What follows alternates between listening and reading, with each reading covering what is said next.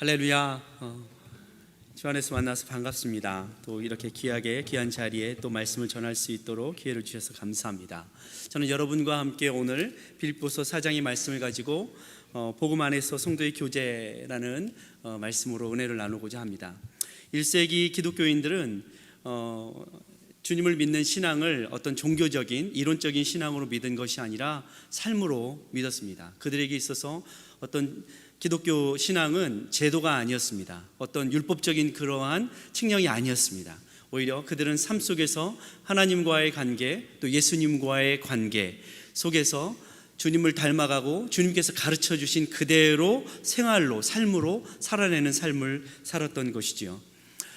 그들에게도 고난이 있었고 생명을 걸어야 하는 신앙이었지만 무엇보다도 중요한 하나님과의 관계, 예수님과의 관계 때문에 그들은 그 길을 떠나지 않고 생명 다해 주를 위해 헌신하였던 것을 볼 수가 있습니다. 오늘날의 상황, 코비드의 상황이 계속되고 있죠. 요즘에 미국도 한국도 코비드 환자들이 더 많이 늘어난다고 그래요. 그래서 이민교회는 특히 이러한 오래된 코비드가 계속되다 보니까 한국도 그렇지만 대면으로 교회에 나오는 것도 어렵고 학생들 교육하기가 참 어렵잖아요. 이번 주에 보니까 주일학교 여름 성경학교인가요? 서머 캠프가 있는 것 같은데 여러분 꼭 우리 자녀들을 위해서 기도하시는 것 잊지 마시고 또 이 일을 위해서 수고하는 또 목회자를 위해서도 또 기도해 주셨으면 감사하겠습니다. 이민교회에서 코비드 상황이 오래되다 보니까 주일학교가 오래 못 모였대요. 그런데 이제 조금 나아져서 주일학교 학생들이 교회에 나왔습니다. 그래서 담당하는 사역자가 주일학교 어린이들에게 기본적인 질문을 했습니다. 여러분, 성경에 보면, 구약 성경에 보면 골리앗을 쓰러뜨린 물맷돌로 쓰러뜨린 그러한 아주 유명한 사람이 있습니다. 그러면서 가로에 딴딴딴 하고서 ID 이렇게 써놨죠. 그래서 여러분 무엇입니까? 라고 물어봤어요. 정답은 무엇입니까 여러분? 데이빗이잖아요. 그런데 학생들이 와가지고 코비드 이렇게 대답했대요. 코비드. 여러분 코비드가 얼마나 무서웠으면 코비드가 골리앗을 죽였다라고 학생들이 그만큼 주일학교 교육이 어려운 시절이 되었습니다. 상황이 어려운 것이죠. 빌립보 교회에 편지를 하고 있는 사도 바울의 상황도 참 어려웠습니다. 로마 감옥에 지금 사도 바울이 갇혀 있습니다. 그래서 빌립보서를 여러분 잘 아시는 것처럼 옥중서신이다 라고 우리가 잘 알고 있지 않습니까? 바울이 옥중에 그 감옥에 있으면서도 빌립보 교인들과의 그러한 관계 속에서 지금 주고받고 있는 사랑의 교제가 바로 빌립보서입니다. 얼마나 힘들고 어려운 상황이었을까요? 사실 빌립보 교회는 여러분이 잘 아시는 것처럼 빌립보 교회가 설립된 배경은 사도행전 16장을 보면 잘 알 수 있습니다. 16장 11절에서 40절 그리고 20장 1절에서 6절까지의 말씀을 여러분 잘 보시면 바울이 2차 선교 여행을 하던 중에 아시아를 떠나 유럽에 가서 복음을 전하려는 이 성령의 지시를 어떻게 받았습니까? 아시아로 가려고 그랬는데 드로아에서 마게도니아 사람들의 환상을 보고 와서 우리를 도우라. 그래서 갔던 곳이 바로 마게도니아 지역, 그리고 그곳에 로마 통치하에 있는 첫 성인 빌립보에서 자주상사 루디아를 만나서 처음으로 그 가정에서 예배를 드렸습니다. 그런데 이 가정 예배를 드리면서도 사실 쉽지 않게 세워졌습니다. 왜냐하면 그 지역에 있는 귀신을 쫓아내는 귀신에 들려서 점쳐주는 한 여인을 귀신 쫓아냈다고 그 주인이 이 바울을 고소하는 바람에 이 로마 이 군대에 끌려가가지고 투옥되는 그러한 사건, 그리고 하나님 앞에 예배했을 때 옥중의 문이 열려서 이 로마의 법은 자기의 죄수를 간수가 놓치게 되면 간수가 그 죄수의 생명을 대신해서 대신 죽어야 하는 법이 있는 것이죠. 그래서 이제 간수가 죽었구나, 나 죽었구나, 죄수를 놓쳤으니 나 죽었구나 했는데 바울이 도망한 것이 아니라 도망가지 않고 그곳에 있으므로 간수에게 감동을 주고 간수에게 예수 그리스도의 복음을 전함으로 간수조차도 예수를 믿고 이 빌립보 이 가정교회에 나오면서 세워졌던 그런 교회가 바로 빌립보 교회입니다. 그러면서 이 빌립보 교회가 그렇게 성도들과 사도 바울의 그러한 엄청 끈끈하고 사랑스러운 교제와 고난 중에서도 함께했던 동고동락을 같이 했던 그 마음으로 빌립보 교회가 세워졌죠. 그런데 빌립보 교회는 사실 오늘 4장 말씀에 나오지만 고린도 교회와 다르게 빌립보 교회는 이 마게도냐 지역, 그리스와 터키를 잇는 중간 에게의 북동쪽의 지역이 베레아 그리고 데살로니가 빌립보 교회들의 지역을 마게도냐 지역이라고 하지 않습니까? 고린도 교회와 다르게 사람들이 많이 있지도 않고 또 물자가 풍성하지도 않고 뭐 땅이 좋아 평평해가지고 큰 멋진 예배당을 지을 수 있는 그런 형편도 아닌 아주 이제 산간 지역에 아주 척박한 땅에 세워진 교회들이 사실 마게도냐 지역이었습니다. 그리고 그 마게도냐 교인들이 사도 바울을 위하여서 어떻게 합니까? 고린도서 8장을 보면 부조를 하고 어려움을 당하였던 마게도냐 교인들이 그들을 위하여서 고혹한 고난과 환난 중에서도, 극심한 고난과 가난과 환난 중에서도 바울을 생각하며 부조를 보내는 그러한 일을 감당했던 그 대표적인 교회가 빌립보 교회입니다. 오늘 말씀도 그렇게 말하고 있어요. 14절에 내 괴로움에 함께 참여하였으니 잘하였도다.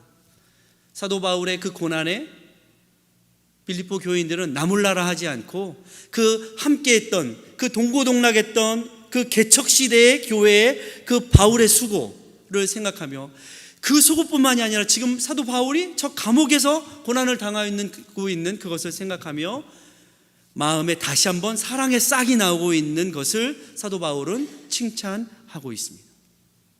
그래서 내가 주 안에서 크게 기뻐함은 10절에 이렇게 말씀하고 있죠.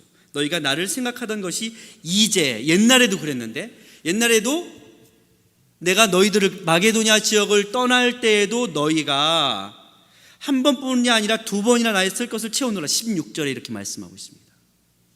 그런데 오늘 사도 바울이 고난의 상황에 처하자 다시 빌립보 교회가 마음에 그 사랑의 싹을 틔워서 사도 바울의 고난에 동참하고자 마음을 여는 것을 볼 수가 있습니다. 그리고 에바브로디도의 편에 저들의 마음을 지금 사도 바울에게, 로마에 있는 사도 바울에게 보내고 있습니다. 에바브로디도라는 뜻은 사랑스러운 자라는 뜻입니다. 에바브로디도는 아마도 그 빌립보 교회의 한 성도 중에 한 사람이다라고 학자들은 생각하고 있습니다. 그런데 그 이름이 무슨 뜻이라고요? 사랑스러운 자. 교회 안에서도 그는 사랑스러운 자였습니다. 그리고 그 인정받고 사랑스러운 자에게 믿을 만한 일을 맡겨서 멀리 있는 사도 바울에게 지금 부조를 보내고 있습니다. 근데 에바브로디도가 그 길을 가다가 오늘날처럼 뭐 기차를 타고 가거나 비행기 타고 가면 뭐 한 2시간, 3시간이면 가겠지만 옛날에는 뭐 타고 가야 합니까? 걸어서 가든지 뭐 당나귀를 타고 가든지 뭐 이렇게 나귀를 타고 가야 되는 상황인데 그 노중에 병이 났습니다. 사도 바울이 이 에바브로디도도 걱정하고 빌립보 교회에는 감사하면서도 그 사랑스러운 한 사람, 그 노중에서 병난 그 한 사람 성도를 걱정하며 그 썼던 글이 바로 빌립보서입니다. 얼마나 이 성도 간의 교제가 아름답습니까? 복음이라는 것은 그저 그런 척하는 어떤 우리가 율법적인 어떤 생각을 믿는 것이 아니라 우리가 삶으로 형제가 고통당하고 어려웠을 때 함께 울어주고, 형제가 기쁜 일에 처했을 때 시기와 질투가 아니라 진심으로 함께 기뻐해 주는 것, 이것이 바로 복음 안에서의 교제인 것입니다. 사도 바울이 이 복음 안에서 교제하고 있는 빌립보 성도들을 칭찬하고 또 그 마음에 진심으로 기쁜 마음을 표현하고 있습니다. 그래서 많은 서신서들 중에 빌립보서가 가장 사도 바울의 사적인 감정을 그대로 여과 없이 보여주고 있는 서신서이다라고 학자들은 이야기를 하고 있는 것이죠. 그렇습니다. 상황은 어려웠습니다. 뭐 빌립보 교회라고 뭐 상황이 좋았겠습니까? 어려웠죠. 척박한 땅에서 소수의 사람들이 모여서 가정교회를 이뤘던 그 빌립보 교인들. 그러나 그들은 자기들보다 어쩌면 더 어렵고 고난받고 있는 사도 바울의 처지를 생각하며 사랑을 표현하고 있습니다. 사랑을 이기는 것이 무엇입니까? 그것은 상황을 바라보는 것이 아니라 그 상황 속에서도 복음의 은혜, 하나님께서 사도 바울을 우리에게 보내주셔서 예수 그리스도의 복음, 이전까지는 구약의 율법적인 그 말씀만으로만 하나님을 알다가 이제 예수 그리스도의 보혈의 은혜의 복음, 부활의 복음을 듣고 예수님을 믿었던 그 빌립보 교인들이 이제는 사도 바울이 고난을 당하였을 때 역으로 그 사도 바울을 위하여서 마음을 쓰고 마음을 전하는 것을 볼 수가 있습니다. 상황을 이기는 힘은 상황에 침몰되지 않는 것은 우리가 다시 예수 그리스도의 은혜로 돌아갈 때 가능합니다.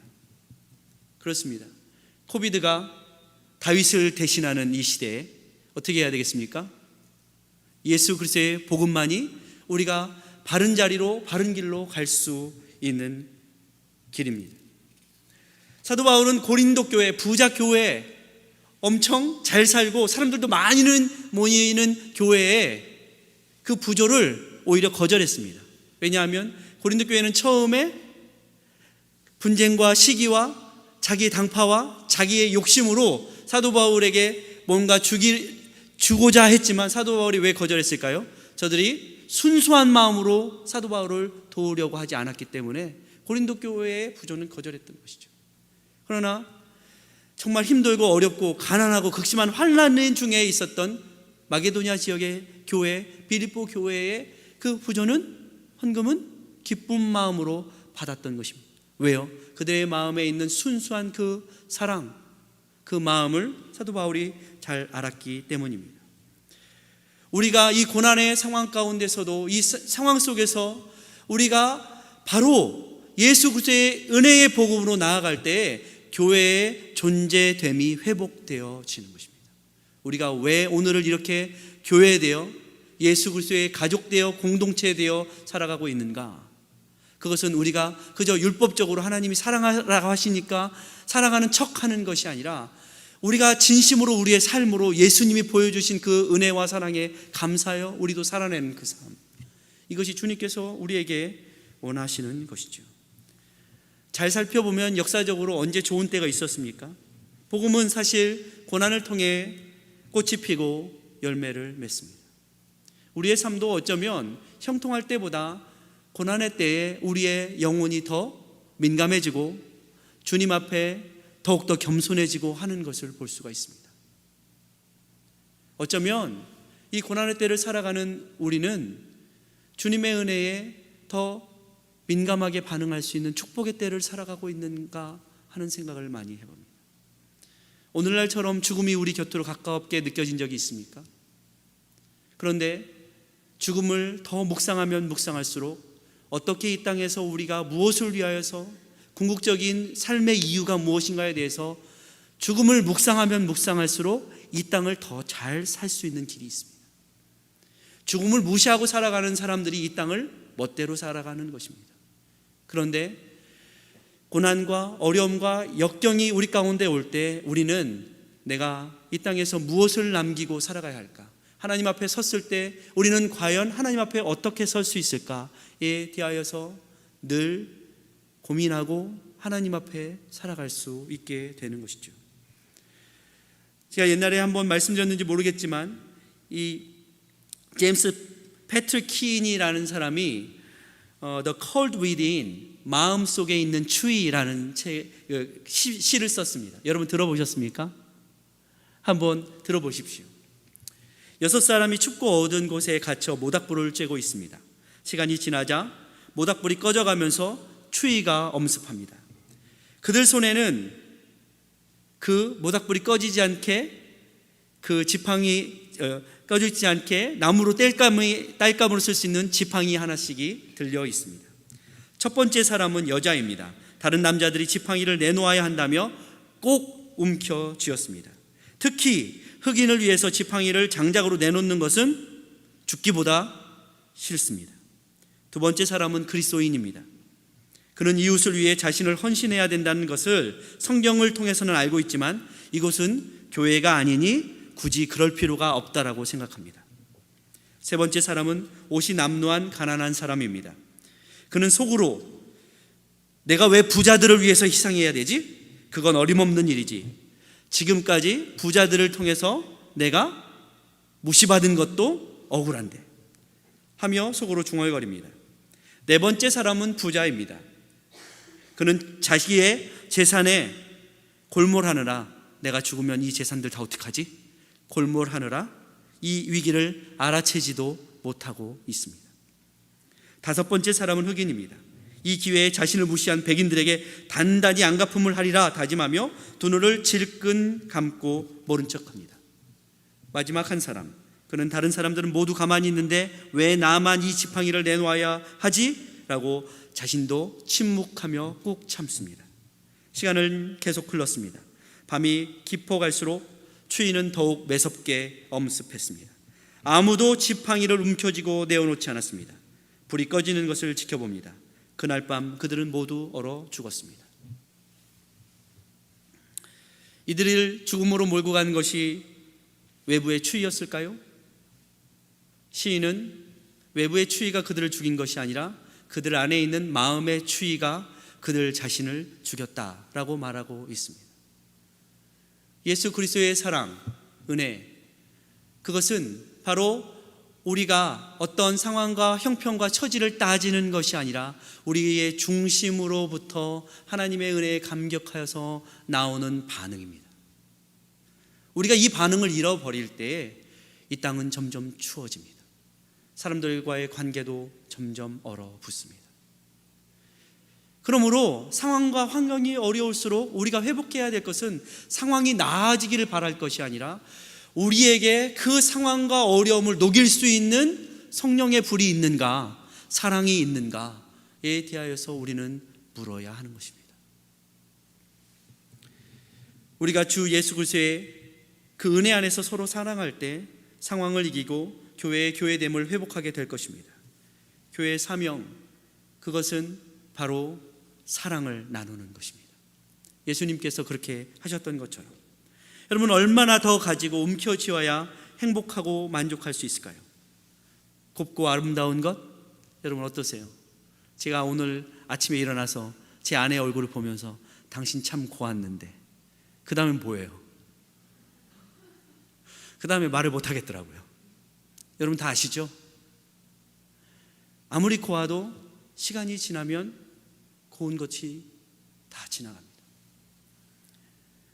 물질, 우리가 아무리 많이 가져도, 저희 처제가 비즈니스를 하는데 제가 한 1년 만에 와서 처제를 봤는데 팍 늙었어요. 미안한 말이지만. 그래서 속으로 생각했습니다. 아니, 돈을 버느라고 저러다 건강을 잃으면 어떡하지? 다 잃는 것인데. 이런 생각이 들어서 계속해서 제가 제발 좀 내려놔라, 계속 지금 얘기를 하고 있습니다. 물질이 아무리 많아도 건강을 잃으면 그 물질 번 것 가지고 다 어디다 갖다 줘요? 병원 갖다 줘요. 열심히 모아서 나중에 병원 다 갖다 주게 돼요. 이것이 인생입니다. 이것이 이민자의 삶입니다. 사실이 그래요. 아무리 우리가 건강해도요, 하나님을 모르는 건강함, 그렇다면 육체로 육신의 기회를 삼게 됩니다. 그래서 건강한 자도 하나님을 알면서 건강해야 합니다. 제가 한국을 잠시 부모님을 뵈러 방문했는데 우리 딸을 데리고 갔어요. 그런데 딸이 갑자기 두통과 고열이 나기 시작했어요. 너무 깜짝 놀랐습니다. 그래서 한국에서 어떻게 할 바를 모르다가 동네 병원에 갔는데 동네 병원의 의사가 뇌수막염이 의심된다고 빨리 병원에 가라는 거예요. 여러분 여러분 이렇게 해보십시오. 이렇게 되시나요? 저는 이렇게 될 수 있는 게 얼마나 감사한지 이번에 처음 알았습니다. 뇌수막염에 걸리면요, 이렇게 하고 고개가 안 숙여집니다. 고개를 숙일 수 있다는 것이 감사하더라고요. 저희 아이가 이 고개가 잘 안 숙여지고 여기가 뻣뻣해지고 고열이 나고 두통이 있고 그런 거예요. 그래서 얼른 에머전시로 달려가서 뇌, 가슴 다 CT 촬영하고 엑스레이 찍고 피 검사하고 또 조금 있다가 이 등에 있는 이 척수에 물을 그 척수액을 뽑아가지고 검사를 해야 된다는 거예요. 제가 하나님 앞에 제 아내하고 무너져 내렸죠. 하나님 앞에 기도밖에 없는 거예요. 할 수 있는 게 아무것도 없는 거예요. 그래서 생각했습니다. 뭐 우리 딸이 뭐 좋은 대학 가고 뭐 공부 잘하는 거 다 소용없는 일이더라고요. 그냥 저하고 아내랑 둘이 하나님 앞에 이것이 다시 한번 우리 자녀들을 믿음으로 말씀으로 키워야 된다라는 그런 생각. 그리고 또 제 아내는 이제 우리 딸들을 미국에다 놓고 다시 캄보디아 선교지로 가야 되는데, 우리가 아무리 이곳에서 자녀들을 지키고 앉아있어도 우리가 지킬 수 없는 거예요. 우리는 우리 스스로 우리의 것을 지킨다고 생각하지만 우리가 우리의 것을 지키는 것이 아니라 하나님이 우리를 지켜주셔야 되는 거예요. 이러한 고백을 하게 만드시더라고요. 그러면서 주님 앞에 다 맡기고 기도하고, 하나님, 제가 하나님보다 우리 딸들을 더 사랑했다면 하나님 용서해 주십시오. 우리 딸들의 뭐 공부 잘하는 거 그런 거 자랑했다면 용서해 주십시오. 하나님 자랑하고 예수님 자랑하는 겁니다. 그런 시간이었습니다. 말씀의 청함을 받고 광주에 갔다 와야 되는데 아이는 계속 열이 나고 아픈 거예요. 제 아내도 같이 오라고 했는데, 근데 하나님께서 이런 마음을 주셨어요. 하나님이 무엇이 우선순위인가에 대해서 우리를 시험하시는구나. 그래서 하나님께 맡기고, 누나 집에다 딸을 맡기고 다녀왔어요. 그래서 하나님께서 그 사이에 낫게 하시고 치유하셨어요. 그러면서 저희들은 깨달은 것이 있습니다. 세상에 있는 명예 아무것도 아닙니다. 우리가 고난과 어려움에 궁극적으로 하나님 앞에 서게 되면 모든 것들이 명료해집니다. 무엇이 중요한지. 그런 말 있잖아요. 뭐가 중요한디? 뭐가 중요한디, 여러분? 우리의 삶에 뭐가 중요합니까? 우리는 세상에서 성공하려고, 세상에서 뭔가 얻으려고 정말 중요한 것들, 하나님과의 관계를 놓치면 살아갑니다. 자녀들과의 관계를 놓치면서 살아갑니다. 세상에서는 성공했고 존경받는 사람인데 집에 와서는 자녀들과의 관계가 대화도 안 되는 그런 관계일 수도 있는 것이죠. 주님께서는 이 고난의 때, 어려움의 때에 우리가 무엇으로 돌아가야 할지, 빌립보 교회와 사도 바울의 이 복음 안에서의 관계를 통하여서 우리가 인생을 어떠한 관계를 회복하며 살아가야 할지에 대하여서 가르치고 있습니다. 당대의 석학으로 불렸던 이혜령 선생님, 하나님의 부름을 얼마 전에 받았습니다. 지성에서 영성으로라는 책으로 아주 유명하죠.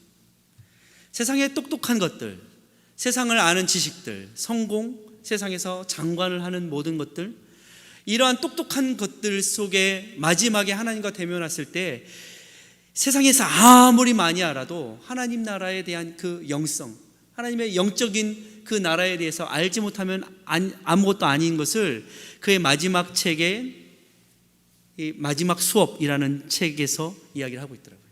제가 한국에 가서 잠시 서점에 들려서 마지막 수업이라는 책을 사서 읽으면서 다시 한번 우리 인생들이 죽음을 맞이할 때 어떻게 맞이해야 할까, 하나님 앞에 어떻게 서야 할까 하는 것에 대해서 아주 좋은 통찰을 하고 있어서 여러분 꼭 이런 책들은 사서 보셔야 합니다.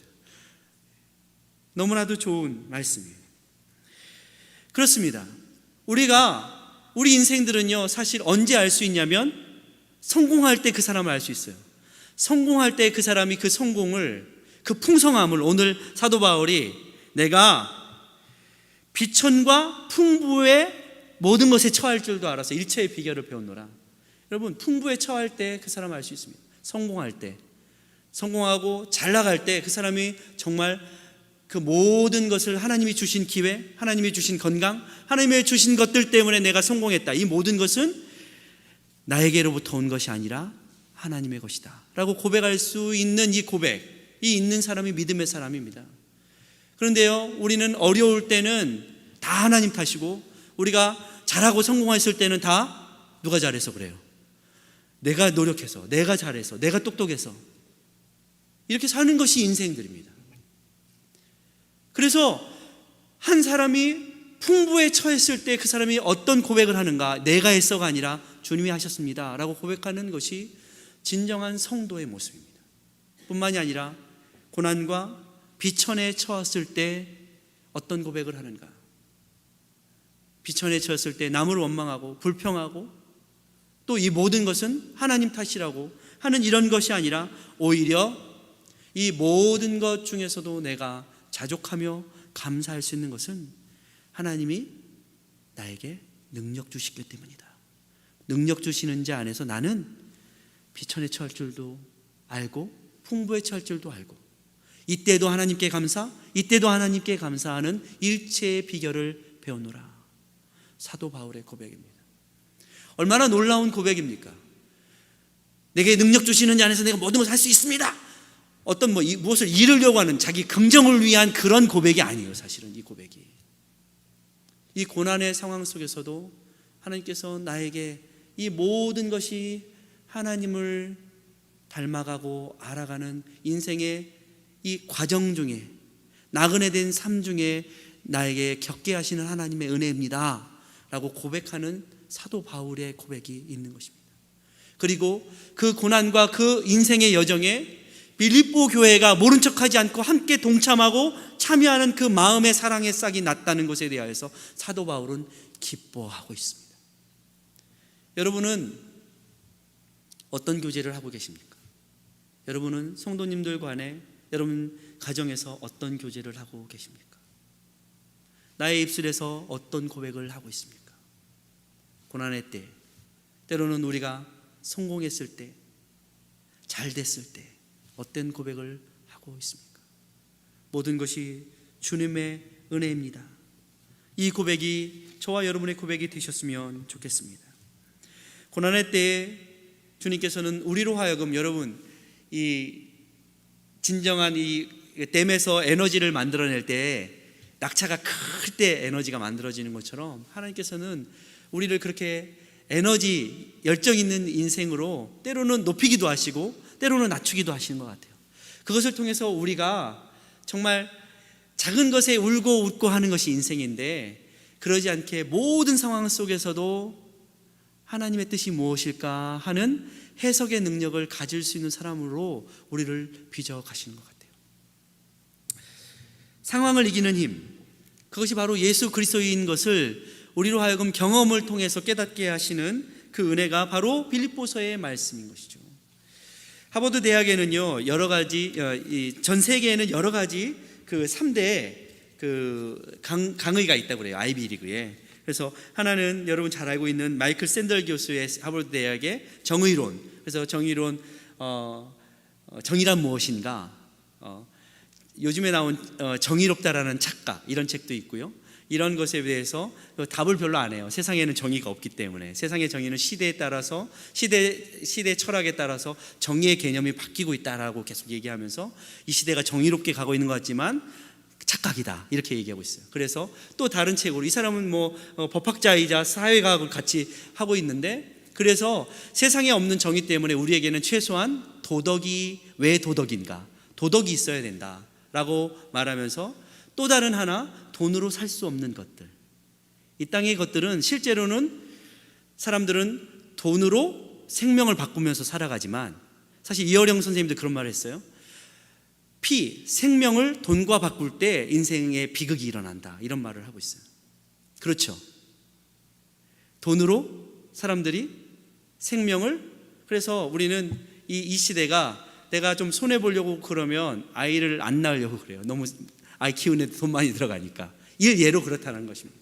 그래서 돈과 생명을 바꾸면 세상에는 비극이 일어난다, 이런 말을 하고 있어요. 그런데 돈으로 살 수 없는 것들이 분명히 있다는 거예요. 우리 인생들에는.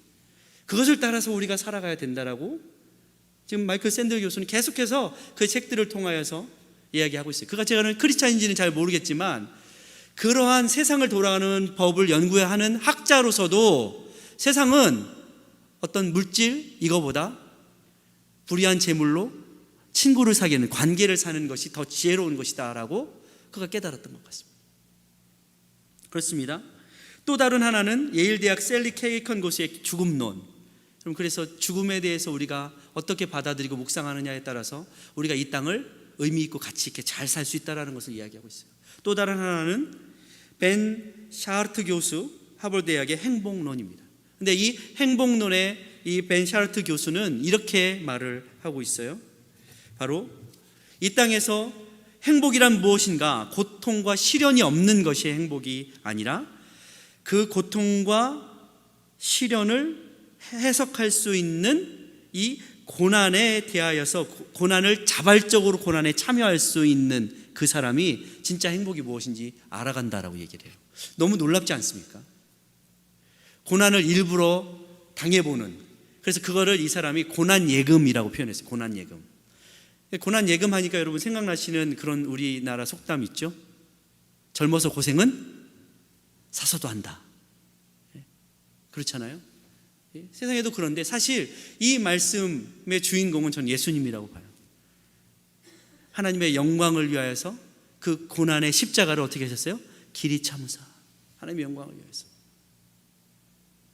예수님께서 이 고난의 길을 가심으로 진정한 행복이 무엇인지, 생명이 무엇인지, 길이요 진리요 생명 되신 그 길을 우리에게 열어주신 예수 그리스도. 따라서 성도가 행복할 수 있는 길은 무엇입니까?